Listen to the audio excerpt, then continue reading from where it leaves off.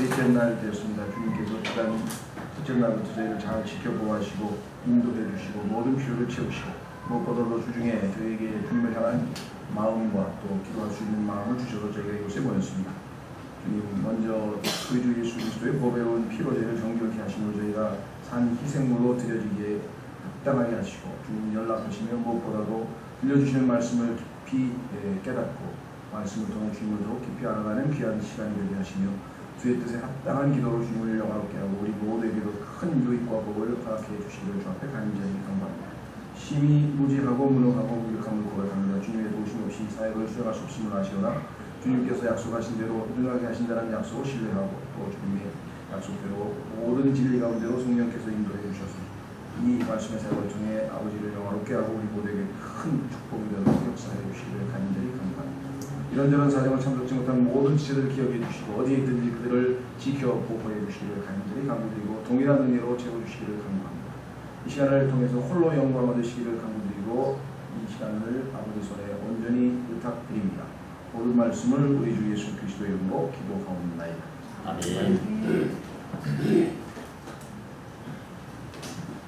네, 오늘 하나님의 말씀은 시편 119편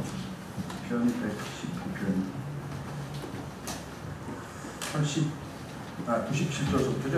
97절서부터 104절까지 히브리어의 단어 맴이라고 하는 그 철자로 시작되는 것이고요. 이게 14번째죠. 벌써 아마 13번째인가요? 하나님의 말씀이 하나님의 말씀에 대해서 가르치고 있는 아주 특별한 귀중한 책이라고 말씀을 드렸는데요. 시편 119편 97절서부터 104절까지는 분위기가 좀 바뀌었습니다. 이제껏 상당히 많은 분량을 할애해서 고난에 관한 말씀들이 지금까지 쭉 이어져 왔었는데 이번에는 좀 고난보다는 환희에 찬 승리의 노래가 나와 있는 것 같아요. 그렇죠? 그래서 아주 자신과 본인 이 시를 쓰신 본인과 하나님과의 관계를 설명하면서 또 고백하면서 자신이 어떻게 하나님의 말씀과 관계를 맺고 어떠한 유익을 얻고 어떠한 축복을 얻고 어떻게 승리했는지 이런 고백을 하고 있습니다. 그래서 97절 한 절에 보면 97절 오 내가 주의 법을 얼마나 사랑하는지요 그 법이 종일토록 나의 묵상이 되나이다. 이렇게 지금 고백을 하고 있네요. 나머지 98절부터 104절까지는 이 고백의 근거에서 하나님의 말씀을 사랑하면 우리 그리스도인의 삶에서 하나님의 백성의 삶에서 어떠한 일들이 있게 될 것인지를 체험적으로 말씀하고 있습니다. 하나님의 말씀을 사랑한다고 하는 것을 조금 추상적인 것 같지만 하나님의 말씀을 사랑한다고 하는 것은 무엇인가 하니 간단하게 쉽게 얘기하자면 하나님의 말씀과 시간을 많이 보낸다는 것이겠죠. 우리가 어떤 것을 사랑하면 그것에 시간을 투자하게 됩니다. 그렇죠? 바둑을 사랑하면 바둑에 시간을 투자하고 운동을 사랑하면 운동에 시간을 투자하고 또 자기가 사랑하는 연인을 만나면 그 연인에게 또 시간을 투자하고 무엇을 하든지 그것을 사랑한다고 하는 것은 복잡하게 생각할 것 없이 거기에 시간을 많이 들인다라는 뜻인데 우리가 과연 하나님 앞에 이 시편 기자처럼 오 내가 주의 법을 얼마나 사랑하는지요 라는 고백을 우리가 과연 할 수 있을 것입니다. 113절로 가시면 여러 번에 걸쳐서 시편 기자는 주의 말씀을 사랑한다는 얘기를 고백하는 걸 보면 허튼 고백은 아닌 것 같아요. 내가 허탄한 생각들을 미워하나 주의 법은 사랑하나이다. 113절에 나와 있죠. 넘기셔서 127절에도 그러므로 내가 주의 명령들을 금보다 더 사랑하오며 참으로 정금보다 더 사랑하나이다. 돈보다 하나님의 말씀을 더 사랑하는 거 맞나요? 그 다음에 163절 내가 거짓말은 미워하고 몹시 싫어하나 주의 법은 사랑하나이다. 주의 법은 진리죠. 그뿐만 아니라 165절 주의 법을 사랑하는 자들에게는 자, 여러분이 주님의 법을 사랑하는 자, 하나님의 말씀을 사랑하는 자라고 한다면 그에게는 큰 평안이 있나니, 하나님의 말씀을 사랑하는 자가 불안해하거나 초조해하거나 막 이런 법은 없습니다. 하나님의 말씀을 사랑하는 자에게는 큰 평안이 있나니 아무것도 그들을 실족하게 하지 못하리이다. 어떤 상황에서도 그들이 믿음을 저버리고 넘어지거나 화가 나거나 쓴뿌리가 생기거나 상처를 입거나 그리하지 않는다라고 이렇게 고백한 것을 보면 하나님의 말씀을 사랑하는 것이 우리 신앙의 핵심입니다. 조금 더 구체적으로 얘기하면 사실은 하나님을 사랑하고 이웃을 사랑하는 것, 우리가 출애굽기에서 살펴봤었죠. 출애굽기에서 살펴봤었고 또 예수 그리스도께서도 십계명을 두 분으로 나눠서 해설해 주실 때도 말씀하셨고, 그래서 위로 하나님을 사랑하고 옆으로 이웃을 사랑하는 그 두 가지인데, 실제적으로는 그 두 가지가 우리에게 무엇으로 나타나는가? 무슨 하나님의 말씀을 사랑하는 것으로 나타난다는 것이죠. 하나님을 사랑한다고 하는 것은 내 감정이 하나님을 향해서 기쁘고 뜨겁다, 뭐 그것도 포함이 되겠죠. 당연히 하나님을 생각하면 굉장히 마음이 슬퍼진다, 그럼 그건 아니겠죠. 그럼에도 불구하고 실질적으로 우리에게 있어서 진정으로 하나님의 말씀, 하나님을 사랑하는지 안 사랑하는지는 하나님의 말씀에 대한 우리의 태도로 결정이 되어진다라고 말씀하고 있죠. 그래서 내가 정말 하나님 말씀 정말 이제 사랑해야 되겠다, 하나님의 말씀을 제대로 배워야 되겠다, 정말 하나님의 말씀에 대해서 이렇게 했었던 시절이 누구에게나 한 번쯤은 있었겠죠. 그리스도인이 되고 난 다음에 정말 말씀을 제대로 한번 배우고 하나님 말씀을 사랑하고 싶다라고 생각을 안 해본 사람은 없을 터인데, 어째서 많은 그리스도인들에게는 여기 말씀하신 것처럼 큰 평안이 없고, 하나님께서 오늘 말씀하신 것처럼 지혜와 명철이 없고, 또 하나님께서 주신 이러한 말씀으로 인한 축복들을 향유하거나 누리거나 하지 못할까?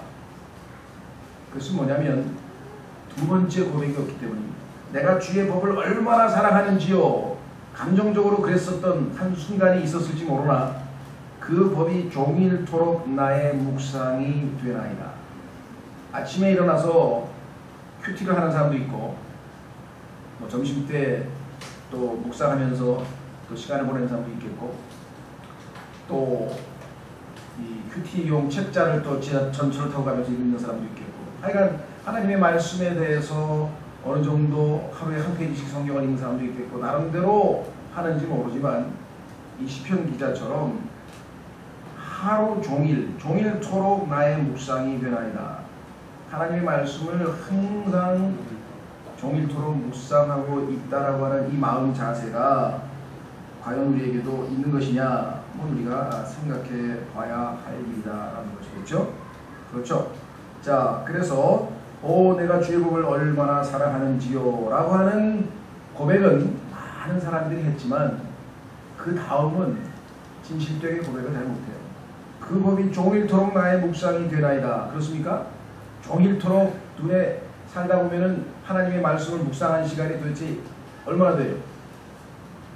정말 자기가 지혜롭게 시간을 내서 걸을 때도 묵상하고, 그렇죠.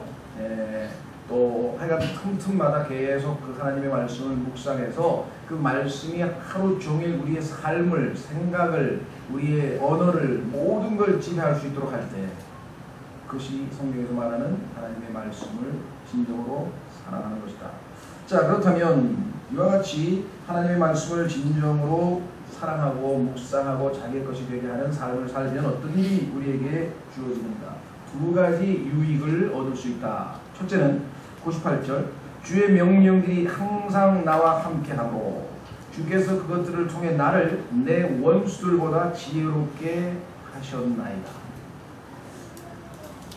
하나님의 말씀을 종일토록 묵상하면 그 하나님의 말씀이 우리를 지혜롭게 만든다. 우리에게 지혜를 가져다 준다 라고 첫 번째 유익이 있고요. 두 번째는 99절, 주의 증언들이 나의 묵상이 되므로 나의 모든 스승보다 내게 더 많은 명철이 있으며, 명철, understanding, 우리말로 뭐 풀어서 쓰면 깨달음이겠죠. 판단, 깨달음. 자, 그뿐만 아니라 100절에 내가 주의 훈계들을 지킴으로 노인들보다 더 잘 깨닫나이다.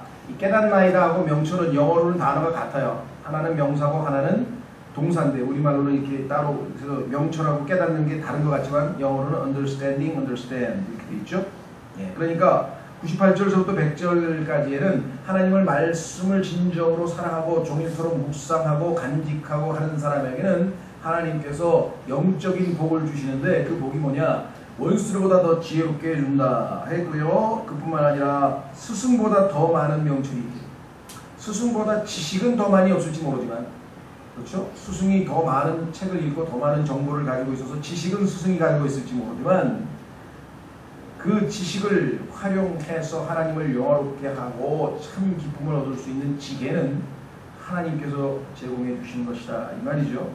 뿐만 아니라 100절에 노인들보다 더 잘 깨닫나이다. 왜냐하면 노인들이 하나님으로부터 받은 많은 지혜를 근거로 해서 그 위에다가 그렇죠. 그거를 배운 다음에 하나님으로부터 더 많은 공급을 받을 수가 있는 것이죠. 그래서 어떨 때 보면 그리스도인들도 믿은 지 얼마 안 된 그리스도인들이 오랫동안 교회는 다녔지만 하나님의 말씀을 깊이 묵상하지 아니함으로 지혜가 없는 어리석은 오래된 그리스도인보다 훨씬 더 명철을 지니고 있고 잘 깨닫는 수가 있습니다. 판단을 더 잘할 수도 있습니다. 자, 여기서 나와 있는 두 가지 단어를 우리가 주목해야 되는데 하나는 뭐냐? 지혜, 또 하나는 뭐냐? 그 다음에 명철. 그런데 지혜와 명철은 그 다음에 지식이라고 하는 것과 항상 같이 가게 되어 있습니다.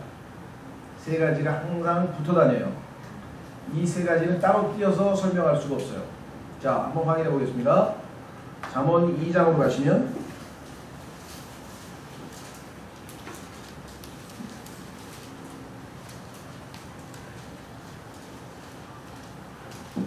잠언 2장 1절서부터 보시면 이렇게 기록되어 있습니다. 내 아들아, 내가 만일 내 말들을 받으며 내 명령들을 내게 감추어 두기를 원하여 내 귀를 지혜에 기울이고 내 마음을 명철에 쏟으며. 자, 시편에 나와 있는 지혜와 명철이 한 세트로 또 나와 있네요. 그렇죠? 그런데 원래는 두 개가 한 세트가 아니라 삼위일체 하나님처럼 항상 세 가지가 한 세트입니다. 하나님을 사랑하고 하나님의 말씀을 사랑하고 이웃을 사랑하고. 그렇죠? 아버지 계시고 어머니 계시고 자녀 있고 등등. 자, 원래는 세 세트였는데 시편에서는 오늘 한 가지는 있는 것으로 전제하고 초점을 지혜와 명철에다 맞췄어요. 지혜와 명철에다. 그러나 그 지혜와 명철은 지식이 있다라고 하는 것을 전제하고 하는 말입니다. 아무런 지식이 없는 사람이 지혜와 명철을 가질 수는 없는 것이겠죠. 그래서 3절에 잠언 2장 3절에 참으로 지식을 따라가며 외치고 명철을 얻으려고 내 목소리를 높이며 은을 구하는 것 같이 그것을 구하고 감추어진 보화들을 찾는 것 같이 그것을 찾으면 그때 주 두려워하는 것을 깨닫고, 이 깨닫는다는 것이 바로 understand라 했죠. 하나님 아는 것을 발견하리니 이는 주께서 지혜를 주시며 그분의 입에서 지식과 명철이 나오기 때문이라. 6절에 보면 한 세트가 다 들어가 있죠. 주께서 지혜를 주시며 그분의 입에서 지식과 명철이 나오기 때문이라. 오늘날 우리가 살고 있는 이 시대는 지식 숭배 시대입니다.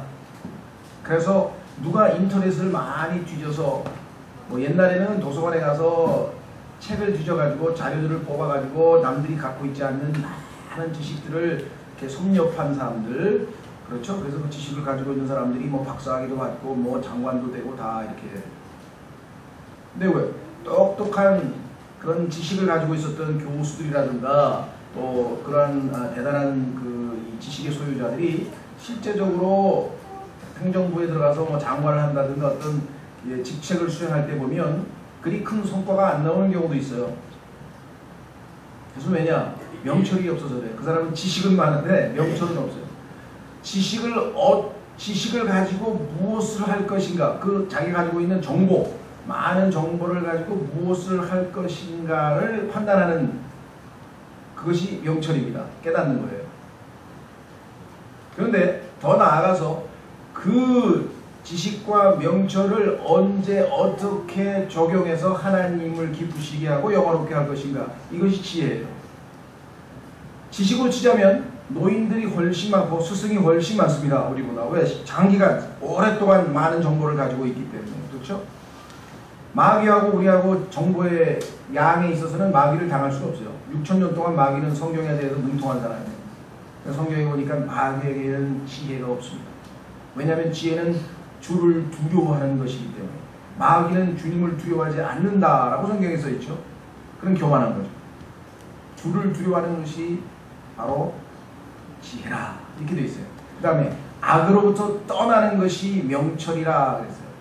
그런데 마귀는 악으로부터 떠나기는 그냥 본인이 악이야. 본인이 악이야. 따라서 지식만 잔뜩 가지고 있다면 그것은 결코 하나님을 영화롭게 할 수가 없다. 확인해 보겠습니다. 욥기 28장. 조금은 어려운 주제이지만 반드시 필요한 주제입니다. 욥기, 그 성경에서 이 세 가지가 자주 반복되어 나와요.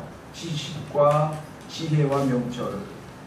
28장, 욥기 28장에 보시면 지혜에 대한 정의와 그 다음에 명철에 대한 정의가 나와 있습니다. 욥기 28장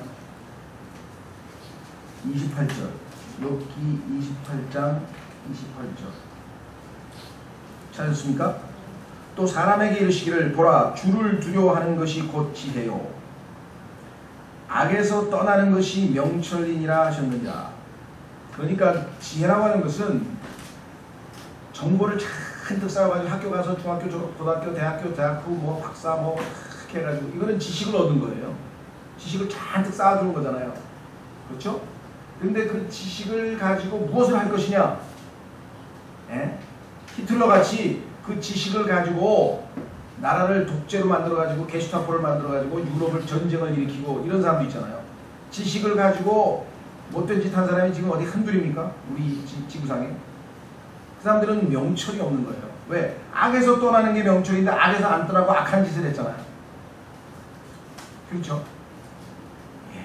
그런데 더 나아가서 여기 나와 있는 것처럼 하나님과의 관계에서 지식과 명철을 사용할 줄 아는 것, 분별력, 이것을 지혜라 그래요. 왜? 주를 두려워하는 것이 지혜니까 주님과의 관계, 하나님과 나의 관계가 어떤 관계고 내가 하나님 앞에서는 어떠한 위치에서 어떠한 자세로 어떤 마음을 가지고 살아야 되는지를 깨닫는 것이 지혜라 이 말이에요. 그렇죠? 그러니까 성경을 지식적으로 많이 아는 사람들이 많아요. 우리 주변에 보면 인터넷 뒤지면 그냥 막 설교도 막 세계에서 쟁쟁한 설교 막 수십 편 수백 편이 올라오고 막 그것도 요약해 놓은 것도 있고 막 압축해 놓은 것도 있고 컴퓨터 깔아놓는 거 탁 치면 그냥 막 성경 구절이 여기서 튀고 여기서 튀고 막 여기서 뭐 이 구절에 대한 주석이 나오고 헬라어 설명이 나오고 뭐 엄청납니다. 공부해가지고 머릿속에 탁 집어넣고 요약해가지고 막 설교 본문 탁 만들어가지고 쫙 보내고 이야 내가 이렇게 성경을 알다니 이런 사람이 있어요. 지혜가 없는 거예요. 왜? 주를 두려워하라 했더니 자기 혼자 자아도취에 빠져가지고 말이에요. 고린도전서 8장 3절로 가보겠습니다. 제가 이게 지어낸 얘기가 아니고요. 여러분들이 성경 지식을 잔뜩 쌓았다. 야, 진리교회 가니까 이야 다른 교회에서는 안 배우는 엄청난 지식이 있더라. 종말론 특강, 증말론 한번 배우면 싹 욥기 한번 배우면 싹 엄청나다. 그런 얘기들을 가끔씩 듣습니다만은 속으로 제가 우려되는 바 커요. 왜? 아이고야 저 지식을 가지고 또 얼마나 여기저기 가서 우쭐대면서 많은 사람들에게 상처를 입힐까. 과거에 우리도 시행착오로 겪었기 때문에 우려가 된다. 고린도전서 8장 1절 고린도전서 8장 1절 이제 우상들에게 바친 것들에 관하여는 우리가 다 지식이 있는 줄로 아나니 지식은 우쭐되게 하나 사랑은 세워주느니라. 여러분이 교회 생활을 하면서 지식만을 습득하고 명철과 지혜를 얻지 못한다면 오늘 명철과 지혜는 어디서 온다 했습니까? 주님의 말씀을 사랑하는 자에게 나왔잖아요. 종일토록 하나님의 말씀을 묵상하는 사람에게 온다 그랬잖아요. 그러니까 요즘에 지혜와 명철은 어디다가 창고에다 집어넣는지 내팽개치고 능력을 받으라 능력을 받으라 능력을 뭐 하면서 막 무슨 일으키고 살리고 뭐 어떻게 하고 막 하나님의 말씀하고는 아무 상관없고 하나님의 말씀을 사랑하는 건 전혀 없이 그것은 기독교에서 성경에서 말씀하시는 참된 신앙하고는 거리가 멀다. 그렇죠? 오늘 하나님의 말씀과의 관계에서 우리는 진정한 신앙을 맛볼 수가 있다고 성경에서 말씀하고 있습니다. 그런데도 불구하고 오늘날 어떻습니까? 오직 지식이야. 오직 지식. 그렇죠? 머릿속에다 그러니까요 막 변호사고 판사고 뭐 그런 사람들 있죠. 법적인 지식은 엄청나게 죄송합니다. 이 대두박에다가 잔뜩 꽂아 넣었는데 행동하는 거 보면 한심스러워요. 뭐 대통령을 뭐 카카새끼라고 하는 사람이 없나 뭐 아니 도대체 이 사람들 이렇게 배운 사람들이 왜 그럴까? 이상할 거 하나 없어요. 성경에 써 있잖아요. 우쭐대는 거예요. 판사고 나는 변호사고 나는 뭐 법률 지식이 머릿속에 그 꽉 차 있으면 뭐예요? 명철이 없는 것, 악에서 떠나질 않는 것, 하나님이 누구신지도 모르는 것, 하나님을 두려워하라 그랬더니 하나님이 계신 것 자체도 부인하는 것. 얼마나 안타까운지. 자, 그래서 우리는 다시 이 세 가지가 함께 가야 한다는 걸 잊지 마시고요. 자, 그러면 하나님께서 우리에게 이와 같이 두 가지만 주시는가? 여기 나와 있는 것처럼 노인들보다도 더 잘 깨닫는다 그랬죠? 100절에? 네. 그러니까 여러분들이 정말 하나님으로부터 모든 것을 받으려면 말씀을 사랑하는 것, 묵상하는 것, 항상 말씀이 우리의 의식하고 단지 묵상한다고 하는 거는요 정말 하나님의 말씀으로 기도도 하고 그 말씀을 깨닫게 달라고 하나님께 묻기도 하고 그 말씀을 암송하기도 하고 항상 그 말씀이 떠나가려고 할 때 내 머릿속에서 마음속에서 항상 그 말씀이 항상 살아 움직일 수 있도록 그렇게 하는 것을 진정한 의미에서의 묵상이라고 합니다. 자, 이제 101절서부터 102절에 보면 하나님을 사랑하는 사람은 하나님의 말씀을 사랑하는 사람은 그 사람의 삶에서 어떤 식으로 영향을 받는가. 하나님의 말씀을 사랑했더니 그 하나님의 말씀을 향한 사랑이 나에게 어떤 영향을 끼쳐서 내가 어떻게 행동하게 됐는가를 보여주는 겁니다.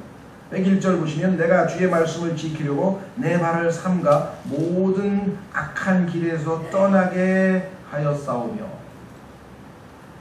하나님의 말씀을 사랑하는 사람은요 하나님을 사랑하기 때문에 하나님의 말씀을 어기면 하나님이 슬퍼하시고 하나님이 기뻐하시지 않기 때문에 그 하나님의 말씀을 지키기 위해서 의무감에서가 아니라 이거 안 하면 하나님이 나 진통 때리실 거야 아마 이거 안 하면 내가 아마 어떻게 되어버릴 거야 이게 아니라 하나님을 사랑하기 때문에 그분의 마음을 상하지 않게 하기 위해서 하나님의 말씀을 지키기 위해서 어떻게 해야 된가 악한 길에서 벗어나기 피했다 이거. 여기 나와 있죠? 얼마나 정확하게 하나님의 말씀이 이를 긍정적인 효과를 가져왔습니까? 내가 주의 말씀을 지키려고 내 발을 삼가 모든 악한 길에서 떠나게 하였사오며. 저 하나님의 말씀을 사랑하는 사람은요 하나님의 말씀을 묵상하고 그 말씀이 나의 삶의 일부가 돼서 완전히 나의 것이 되면 그 말씀과 어긋나는 행동이나 방향으로 갈 때는 항상 뭐야? 이건 하나님이 기뻐하시는 일이 아닌데 거기서 딱 멈춰버린다 이 말이에요. 그런 능력이 생긴다 이 말이에요. 여기 나와 있잖아요. 그뿐이 아니에요. 안 하는 것뿐만 아니라 할 수 있는 게 있어요. 그게 뭐냐? 102절 주께서 나를 가르치셨으므로 내가 주의 판단들에서 떠나지 아니하였나이다. 자, 하나님의 말씀에서 멀어지는 게 아니라 오히려 더 가까이 다가갈 수 있어요. 하나님의 말씀에서 말씀에 더 가까이 다가갈 수가 있다. 왜? 주께서 나를 가르치셨으므로. 하나님의 말씀을 사랑하고 하나님의 말씀을 종일 묵상했더니 하나님의 말씀이 점점 나를 더 깨우쳐 주시고 더 명철을 주시고 더 가르쳐 주시고 더 배우게 하시고. 그렇죠? 자, 한번 확인해 보겠습니다. 고린도전서 2장. 고린도전서 2장으로 가시면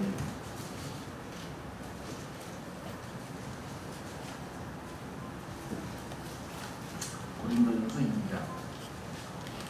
신약성경에 따르면 하나님께서 몸된 교회에 목사와 교사를 주셔서 하나님의 말씀을 가르치십니다. 요한 그다음에 사도행전 8장에도 여러분 잘 아시는 것처럼 이디오피아 내시에게 이 빌립이 가서 가이드, 즉 인도하는 인도자 노릇을 해서 하나님의 말씀을 가르쳐 줬습니다. 그러나 그것은 인도자의 역할뿐이고 가이드의 역할뿐이고 실제 하나님께서 말씀을 가르쳐 주시는 거죠. 실제로는 깨닫게 해주시는 거죠. 그것은 요한일서 2장에 보면은 기름 부음이 우리를 가르치신다 이렇게 되어 있고, 오늘 살펴보는 고린도전서 2장에 보면은 이렇게 기록되어 있습니다. 고린도전서 2장에 보시면 뭐라고 되어 있는 거 아니요? 자, 9절부터 고린도전서 2장 9절부터 그러나 이것은 기록된 바 하나님께서 자신을 사랑하는 자들을 위하여 예비하신 것들은 눈이 보지 못하였고 귀가 듣지 못하였으며 사람의 마음속에 들어가지도 못하였도다 함과 같으니라. 그러나 하나님께서 자신의 영으로 우리에게 그것들을 계시하셨으니 성령께서는 참으로 모든 것, 즉 하나님의 깊은 것들을 살피시느니라. 사람의 것들을 사람의 속에 있는 사람의 영 외에 어느 누가 알려? 이와 같이 하나님의 것들도 하나님의 영 외에는 아무도 알지 못하느니라. 이제 우리가 세상의 영을 받지 아니하고 하나님으로부터 난 영을 받았으니 이것은 우리가 하나님께서 우리에게 값없이 주신 것들을 알게 하려 함이라. 우리 안에 하나님의 영이신 성령께서 와 계신 것은 첫째로 모든 진리로 우리를 인도해 주시기 위함이라고 요한복음 16장에서 말씀하셨죠. 우리로 하여금 뭐 기분이 좋아가지고 입에서 막 온몸이 들썩거리면서 아멘 할렐루야 그렇게 살라고 성령 주신 거 아니고요. 그냥 능력을 행하라고 주신 것도 아니고요. 성령을 주신 첫 번째 목적은 하나님께서 우리에게 알려주시고 싶은 것을 깨닫게 해 주시기 위해서. 왜? 인간의 이성과 우리의 노력으로는 알 수 없는 신비로운 진리의 지식이기 때문에. 그렇게 나와있죠 여기? 우리에게 값없이 주신 것들을 알게 하려 하십니다. 또한 우리가 그것들을 말하되 사람의 지혜가 가르치는 말로 하지 아니하고 성령님께서 가르치시는 말로 하나니. 여기 나와 있잖아요. 곧 영적인 것들은 영적인 것으로 비교하느니라. 어떤 사람이 저는 지금 제가 말하고 있는 것이 아닙니다. 성령님께서 저를 통하여서 말하고 있는 것입니다. 여러분, 저는 지금 하나님의 음성을 여러분에게 들려주고 있습니다. 그렇게 해봐야 그건 믿을 게 못 돼요. 왜? 누구나 다 그러는데. 그렇죠? 정말 그 사람이 성령님께서 가르치시는 말로 하는지 안 하는지는 거기 단서가 나와 있잖아요. 여기 나와 있지. 곧 영적인 것들은 영적인 것으로 비교하느니라. 그러면 영적인 것은 무엇이냐?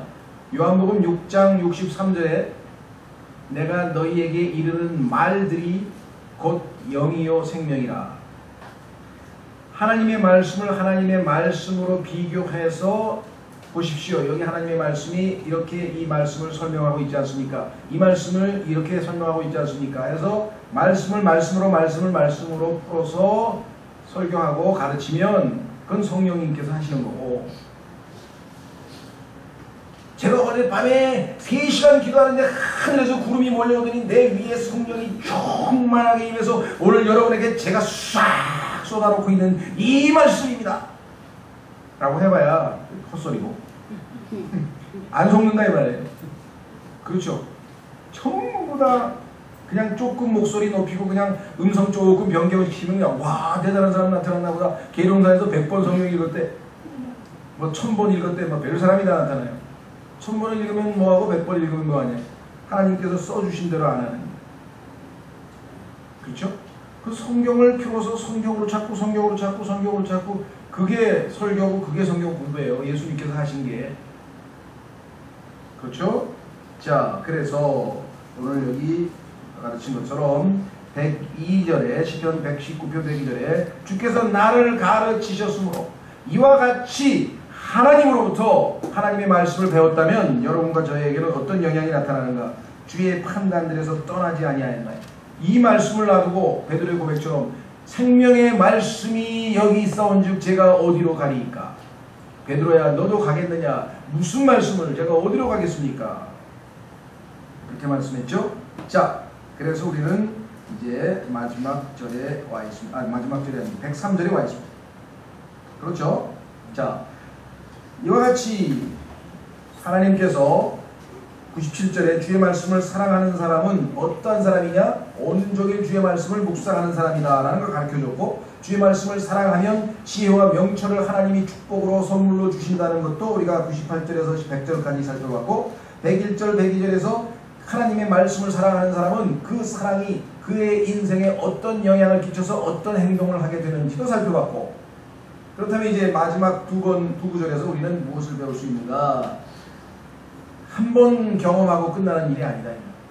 매일같이 주님 오실 때까지 이 말씀으로 먹고 어제도 아침 먹고 점심 먹고 저녁 먹고, 그저께도 아침 먹고 점심 먹고 저녁 먹고, 그저께도 아침 먹고 점심 먹고 아침 먹고 점심 먹고 저녁 먹었듯이, 오늘도 아침 먹고 점심 먹고 저녁 먹었듯이 오늘도 말씀을 대하고 오늘도 막 묵상하고 오늘도 아침도 저녁도 아침 점심 저녁 그렇게 해서 묵상하고 또 묵상하고 또 대하고.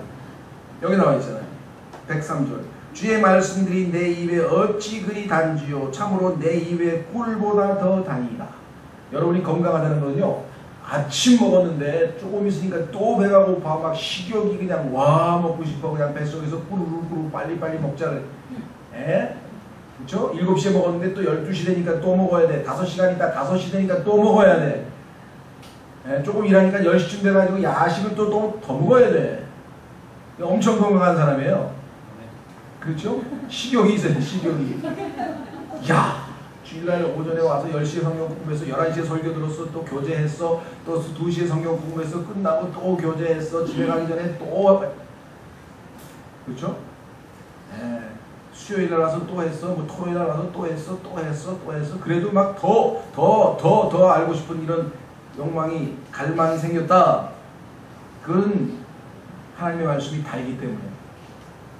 그렇죠? 하나님의 말씀을 공부했더니 너무 쓰더라. 맛이 없었어. 그럼 뭐하러 여기 자꾸만 나오겠어요? 그렇죠? 난 말씀을 읽어서 뭔 소리인지 모르겠어. 그런 분들도 계세요. 그렇죠? 그냥 하시는 불갈비를 앞에 놓고 이건 뭔 맛인지 모르겠어. 네, 과거에 저도 열병에 한번 걸렸더니 하도 입맛이 없어가지고 입맛 좀 돋구려고 불갈비를 먹었더니 완전히 돌 씹는 것 같은 맛이. 지금도 기억에 생생해요. 이게 이렇게 맛있는 게 왜 돌 씹는 맛이 날까? 병이라도 단단히 나는 거죠. 네, 열병에 걸려가지고 아주 며칠 동안 아주 고생하고. 영적으로도 그런 경우가 얼마든지 있을 수 있습니다. 에스겔 보니까 성경에 한 구절만 찾아보죠. 에스겔 3장. 에스겔 3장에 보면 하나님께서 하나님의 말씀을 주면서 꿀송이보다 달다 그랬어요. 그렇지 않습니까? 에스겔서 3장 1절. 또 그분께서 내게 이르시되 사람의 아들아 내가 발견한 것을 먹으라. 이 두루마리를 먹고 가서 이스라엘의 집에게 말하라 하시기에 내가 입을 벌리니 그분께서 나로 하여금 그 두루마리를 먹게 하시고 또 내게 이르시되 사람의 아들아 내 배로 하여금 먹게 하고 내가 내게 주는 이 두루마리로 내 창자를 채우라. 얼마나 직설적이고 멋있습니까? 창자를 채우라 말씀으로. 네? 하시기에 내가 그것을 먹으니 그것이 내 입에서 꿀같이 달더라. 그랬죠? 또 몇 장 넘겨보세요. 왼쪽으로 예레미야 15장 16절. 예레미야 15장 16절에도 예레미야의 신앙 고백이 이렇게 나와 있습니다. 15절. 오 주여 주께서 아시오니 나를 기억하고 돌아보사 나를 핍박하는 자들에게 복수하여 하시며 주께서 오래 참으시는 가운데 나를 버리지 마옵소서. 주를 위하여 내가 책망당하는 줄 아시옵소서. 내가 주의 말씀들을 발견하고 그것들을 먹음에 주의 말씀이 내게 기쁨과 마음의 즐거움이 되었사오니 오 만군의 하나님이여 나는 주의 이름으로 불리나이다. 하나님의 말씀이 나에게 즐거움과 기쁨을 주지 않는데 왜 가방 들고 월요일 가고 화요일 수요일 가고 토요일 가고 왜 그렇게 자주 오냐면, 그렇죠? 예. 그래서 욥기 23장 12절에 가시면 욥의 신앙 고백은 달콤하다는 고백보다도 더 아주 갈급한 고백을 합니다. 욥은 내가 육신의 밥은 굶더라도 하나님의 말씀은 안 굶겠다 이렇게 고백을 했어요. 어떠십니까 여러분들? 우리 주변에서 보면 그냥 식사 때 되면 아우 저도 좀 그런 편인데 배고프면 못 살아요. 아우 먹어야 돼. 네? 욥은 욥기 23장 12절. 내가 그분의 입술의 명령에서 돌이키지 아니하고 내게 필요한 음식보다 그분의 입의 말씀들을 더 귀히 여겼도다. 자, 다시 돌아오셔서 시편 119편. 주의 말씀들이 내 입에 어찌 그리 단지요 참으로 내 입의 꿀보다 더 다니이다. 다만 조심하십시오. 요한계시록 나중에 찾아보세요. 10장에 가면은 입에서는 단데 배에 들어가니까 쓰다고 그랬어요. 이것은 하나님의 말씀을 소화해낸 사람의 고백입니다. 먹을 때는 너무너무 달콤하고 좋았는데, 그렇죠? 한 대여섯 시간 지나면은 이제 뱃속에서 소화가 될 거 아니에요. 그 소화 과정이라고 하는 것이 영적으로 우리에게 쓰라린 체험이 되는 겁니다. 예를 들면 나단이 하나님의 말씀을 들고 와서 다윗이 범한 범죄에 대해서 비유를 들어서 양 훔쳐가는 사람에 대해서 비유를 들어서 얘기를 했죠. 그러니까 다윗이 들으니까 얼마나 비유가 멋있어요. 이야 하고 달콤하게 듣고 있는데 갑자기 그 사람이 당신입니다. 그 순간에 뭐예요? 이 간음을 저지르고 내가 남의 아내를 빼앗은 것에 대해서 하나님께서 이렇게 말씀하셨구나. 하나님의 말씀을 들을 때는 그거였구나 하고 깨달았어요. 나중에 가보니까 그 말씀이 나의 죄를 지적하고 있더라. 그럴 때 그 쓰라린 체험 속에서 회개하고 자백하고 깨끗함을 입고 소생하고, 이것이 말씀이 우리에게 가져다주는 효과지. 이야 많이 배웠다. 내가 보니까 대단하게 많이 배워서 야 신난다. 어디 가서 좀 자랑 좀 해야지. 그게 아니네. 마지막으로 104절. 주의 훈계들을 통해 내가 명철을 얻음으로 모든 거짓된 길을 미워하나이다. 이제 삶의 방식이 바뀌었어요. 하나님의 말씀이 나에게 깨달음을 가져다 주는구나. 명철을 가져다 주는구나. 그러면 그 사람은 생활이 어떻게 바뀌는가? 겉으로 드러난 외적인 것. 예를 들면 101절에 내 발을 삼가 모든 악한 길에서 떠나게 하였사오며, 이쪽 길로 가다가 아니야 이건 악한 길이야 하고 돌아섰죠. 그런 외적인 것뿐만 아니라 더 나아가서 악한 것보다도 더 범위가 넓은 거짓된 것, 여기 나와 있죠. 진리가 아닌 모든 것에 대해서 마음이 거부한다. 미워한다. 자, 여기서 보시면요, 악한 것은 우리가 발견하기 쉬워요. 딱 좋은 거 나쁜 거 알잖아. 이거 나쁜 거야. 금방 알아요. 그런데 이게 맞는 걸까 틀리는 걸까, 이거는 구분을 잘 못해요. 그래서 우리가 혼동할 수 있죠. 어떤 사람이 와가지고 정말 교회 와가지고 그냥 뭐 형편없이 굴었다. 아유 저 사람 나쁜 사람 금방 알아요. 근데 어떤 사람이 와가지고 점잖게 와가지고 교회 좀 하실까요 형제님 하면서 커피 한 잔 탁 하고 와서 커피도 한 잔 주면서 탁 앉아가. 그런데 말이죠, 우리가 아무리 뻔뻔해도 그렇지 예수님을 믿고 나서 그렇게 죄를 많이 졌는데 어떻게 우리가 하늘나라에 갑니까? 그리스도인이 된 다음에 우리같이 이렇게 열심히 사는 사람은 모르지만 저렇게 죄를 짓고 또 자각하고 용서받고 자백하고 용서, 아유 저런 사람은 하나님 지옥에 보내실 수밖에 없어요. 가까이 하실 수가 없어요. 그래요? 들어보니까 맞는 것 같은데? 어떻게 해서 그렇게 진리를 배우셨어요? 그래가지고 빨려 들어가가지고, 아니 이 세상에서 하나님께서 열심히 헌신되고 열심히 말씀 배우고 신앙생활하는 사람하고 세상하고 짝하고 적당히 신앙생활하는 사람하고 똑같이 휴거시킨다는 게 공평합니까? 하나님은 공평하신 분인데 그 말이 됩니까? 아니에요. 이 사람들은 하나를 통과해야 돼. 맛 좀 봐야 돼. 정금처럼 빚어져야 돼. 선생님 말씀 맞는 것 같은데요? 이와 같이 진리를 가장한 거짓을 슬그머니 가지고 들어와가지고 자기가 하고 싶은 것이 아니에요. 지금 마귀에게 당해서 자기도 엉터리 교리를 가져왔어요. 형제자매들끼리 이렇게 교제하는 거 듣다 보면 저건 진리가 아닌데 막 그런 거 가지고 열심히 열을 내는 사람도 가끔 보여요. 그렇다고 옆에 가서 그거 틀렸습니다 이러면 또 상처 입을까봐 우선 좀 두고 보자. 그렇죠? 그러나 주의 훈계들을 통해 내가 명철을 얻고 하나님의 말씀을 사랑으로 말미암아 하나님의 말씀이 묵상이 되고 지혜와 명철을 얻고, 그렇죠? 악으로부터 벗어나서 말씀이 달콤하게 이와 같이 생활화된 사람은요, 거짓을 믿어요. 무슨 말씀이에요? 그것은 하나님께서 우리에게 주신 선물입니다. 하나님께서는 선물을 앗아가시는 분이 아니시죠. 절대로 구원은 우리가 하나님이 가져가시지 않아요. 다만 우리가 하나님을 닮아가는 삶을 살게 하기 위해서 주님께 자신을 내어드리고 그렇게 헌신한 사람들에 대해서 하나님이 상급을 주신다 그랬지 언제 그렇게 살지 못한 사람을 지옥에 보낸다 그랬습니까? 이게 말씀을 사랑하는 사람이 하나님의 말씀에서 벗어나지 아니하고 모든 거짓된 일을 미워하는 것이다 이 말입니다. 그렇죠? 네, 오늘 시편 119편 97절부터 104절까지 풍성한 내용이 들어있습니다. 첫째, 모든 신앙생활은 마음으로부터 시작한다. 무엇? 주님의 말씀을 사랑한다. 그러면요, 하나님을 사랑하는 것은 자동이에요. 내 말을 가지고 지키는 자라야 나를 사랑하는 자니 라고 요한복음에 말씀하셨죠. 여러분들이 하나님의 말씀에 시간을 얼마나 보냈는지 보시고 진실되게 하나님, 주님 진정으로 제가 사랑합니다 고백해야지. 그렇죠? 아침에 한 성경 한 10분, 5분 점심시간에 잠깐 기도 한 번 하고 종일토록 묵상을 한 번도 안 하고 그리고 하나님의 말씀을 사랑한다고 고백할 수, 하나님의 말씀을 사랑한다고 고백할 수는 없을 거 아니냐. 그렇죠? 예, 이 엄청난 영적인 복을 우리가 누리기 위해서라도 주님, 이 시간 주님의 말씀을 사랑할 수 있는 그러한 마음을 우리에게 주시옵소서. 잠깐 같이 기도하겠습니다.